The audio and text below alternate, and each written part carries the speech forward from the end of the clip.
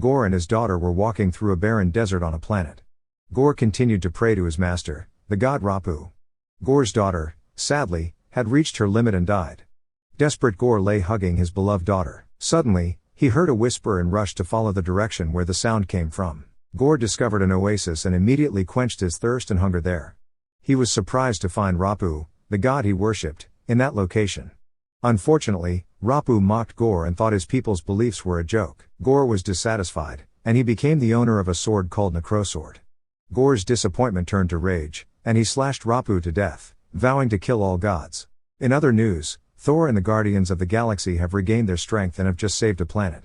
They received numerous signals requesting assistance, and Thor discovered that one of the signals was from Lady Sif. As a result, Thor decided to part ways with Quill and his friends in order to immediately assist his fellow Asgardian.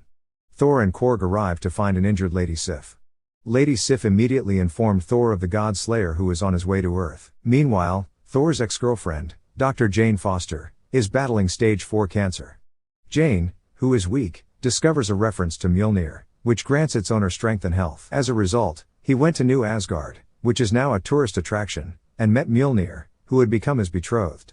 The sky darkened suddenly, and lightning flashed. Gorr launched his attack on New Asgard one night. He has the ability to manipulate shadows and create monsters from shadows using a Necrosword.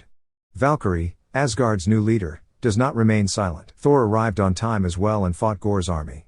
Then, with Mjolnir as a weapon, another person came to their aid, surprising Thor. Thor was even more surprised when the wielder of Mjolnir was revealed to be Jane Foster. Thor, it turns out, once asked Mjolnir to protect Jane by accident. That is what caused Mjolnir to react and make Jane its owner, giving Jane Foster Thor-like power. That night, Thor, Valkyrie, Jane, and the Asgardians defeated Gorr.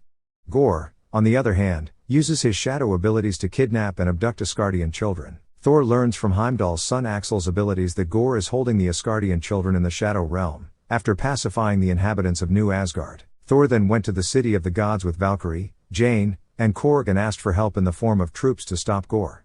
Unfortunately, Zeus, as the god's leader, dismissed Thor's warning. In fact, he made a mockery of Thor and mocked him. Thor became enraged when he realized Zeus' reason was actually fear of the Necrosword in Gorr's hands. Thor defeated the god's army with the help of Valkyrie, Jane, and Korg. Zeus uses his lightning weapon to destroy Korg but does not kill him. Then Zeus struck Thor again with his lightning, but Thor caught it and turned it so that it penetrated Zeus' own body. Korg whistled for the ship after the Valkyrie deftly stole the bolt, and Thor's flock left the city of the gods. Thor and his team arrive in the Shadow Realm, but no Asgardian children are present. Jane then discovered a clue in an ancient drawing and concluded that Gorr had set them up. Gorr purposefully drew Thor into the Shadow Realm in order to capture Stormbreaker and gain access to eternity. Eternity is a concept that exists at the center of the universe. Anyone who can do it will be given the opportunity to realize his or her dreams. It was easy to predict that Gorr would express his desire to exterminate the gods for all eternity.